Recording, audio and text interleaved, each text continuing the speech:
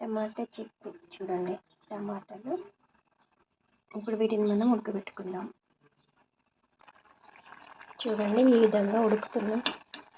ఇందులో కాస్త చింతపండు కూడా వేసిన మెత్తగా ఉడకబెట్టుకోవాలి. మనం మధ్య మధ్యలో ఇలా కలుపుతూ ఉండాలి. టమాటా పచ్చడి రెడీ అవుతుంది.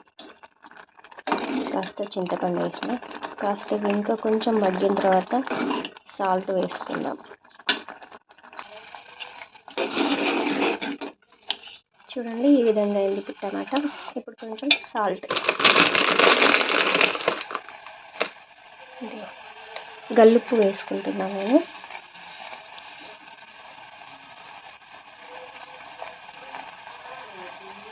కొంచెం పసుపు.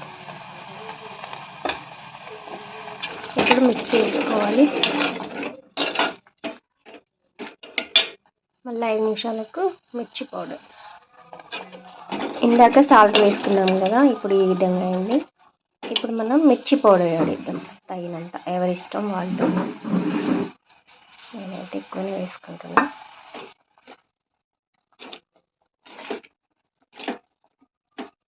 మాకు స్పైసీ కావాలి, అందుకని ఎక్కువ వేస్తున్నాను. దీన్ని ఇప్పుడు మళ్ళీ కాసేపు మగ్గనిద్దాం.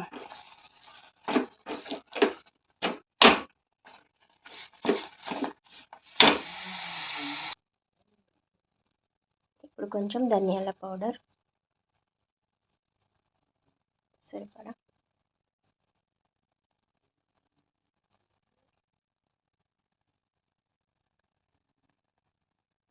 మెంతి పౌడర్,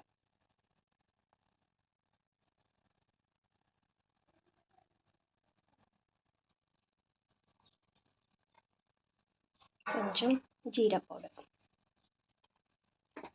జీలకర్ర పౌడర్. ఇప్పుడు వీటిని అన్నీ కలుపుకోవాలి.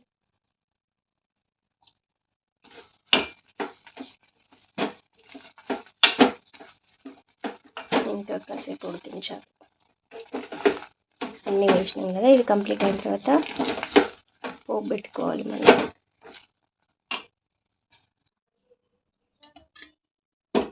తాలింపుకి ఇప్పుడు ఆయిల్ పోసుకుందాం.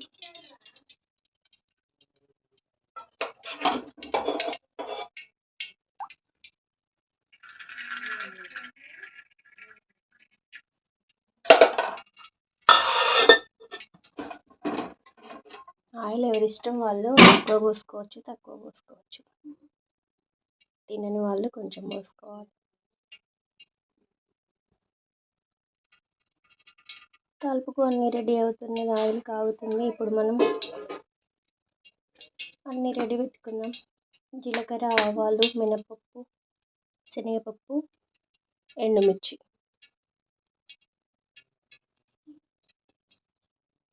ఆయిల్ వేడైంది. ఆవాలు, జీలకర్ర,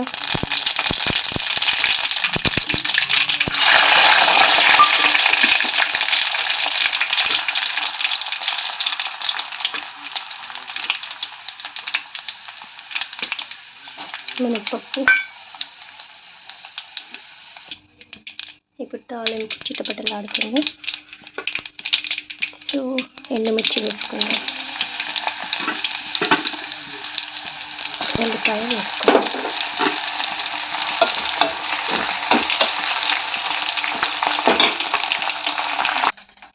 కాస్త కరివేపాకు మర్చిపోయి గ్లాస్లో వేసుకుందాం.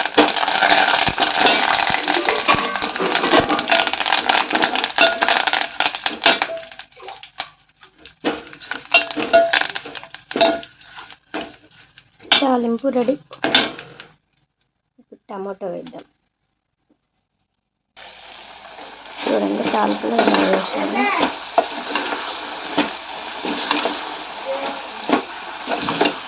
ఇలా కలుపుకోవాలి.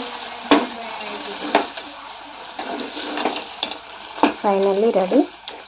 ఇప్పుడు పైకి కొన్ని ఎల్లిపాయలు వేసుకుందామండి, చాలా బాగుంటాయంట.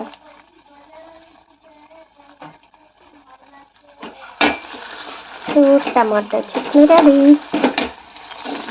యమ్మీ యమ్మీ టమాటా చట్నీ, ఫుల్ స్పైసీ. కావాలంటే మీరు ఒకసారి సేమ్ ఇలాగే ట్రై చేసి చూడండి. ఫస్ట్ మా వీడియోని లైక్ చేయడం మర్చిపోకండి ప్లీజ్.